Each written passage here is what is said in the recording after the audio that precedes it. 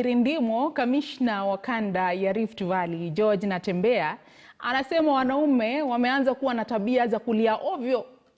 Wakati huo huo, muungano wa NASA wawatimua wabunge waasi katika kamati za bunge, na nchini Tanzania, Rais Dkt John Pombe Magufuli ni fundi wa kupiga ngoma. Mkuu wa kitengo nabiswa na mengi zaidi kwenye makala uyapendayo ya Mirindimo.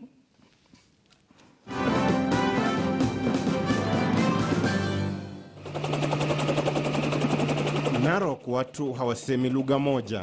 Wamekuwa wakipigana na mkuu wa Kanda Natembea anawalaumu wanaume kwa kutowajibika. Wanaume ndio wana hiyo ujinga, hata kuna wanawake wana hiyo na huyo upuzi. Ni wanaume ndio wana upumbavu tu.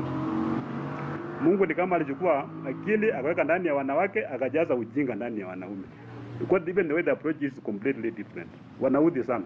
Natembea anadai kuwa wanaume wameanza kuwa na tabia za kike. Wale ambao wanapiga nduru ni wanaume. Sijui kwa nini wanaume walifika zani wanaanza kupiga nduru. Mwanaume anapiga nduru kabisa. So mambo ya kupiga nduru pia, hiyo mambo going forward hatutaki mambo ya kupiga nduru kabisa. Na wanaoficha silaha wamo taabani. Nataka mishale yote. Na hawa askari watatoka hapa kama mishale haijatoka. Itatoka, tutaenda kwa nyumba baada ya nyingine. Na tukikuja kwa nyumba yako tukose mshale, utazaa mshale.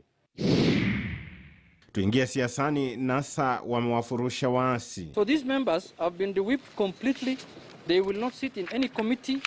They have to go through disciplinary action if they are to come back. That's going to be laid down by the coalition leadership.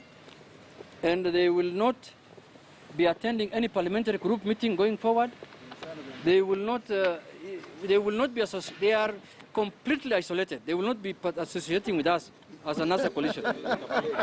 Junet Mohamed ana mishale hata zaidi. They will stay for the next 6 months isolated and quarantined to wait for our decision. We are going to do a loyalty test on them on a later date, and we shall see the result whether it will be positive or negative. So those ones will not be in any committee for the time being. Eti wanajua misimamo hata ya vyama vingine. You can see there is the deputy party leader of Ford Kenya here. There is a secretary general of Ford Kenya. We have organizing secretary of Wiper. Wamunyinyi is here. Which Ford Kenya are you looking for? And Wamunyinyi is here. Which Ford Kenya, are you and which for? other party? Which Ford Kenya? And we were with Ayub Savula. Ayub Savula was here. So all of them are here. Homa ya corona inazidi kuleta vitimbi hata kwa Waziri Mutahi Kagwe. Hii sasa imewekwa sanitizer mpaka sijui kama itasikika.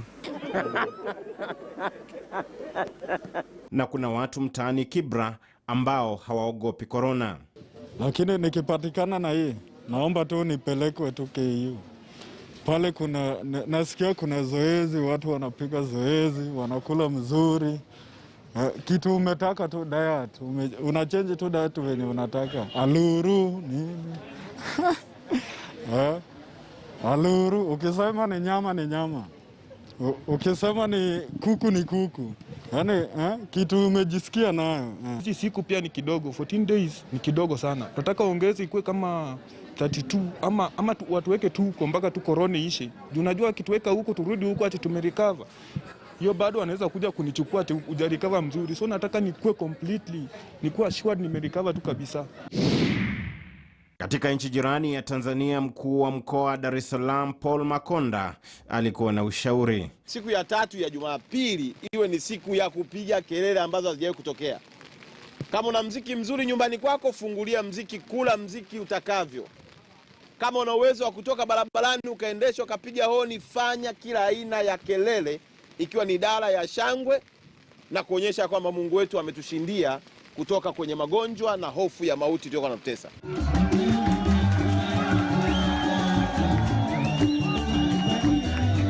Bila shaka alisikia kelele hizi Rais John Pombe Magufuli, ambaye ni sogora wa ngoma.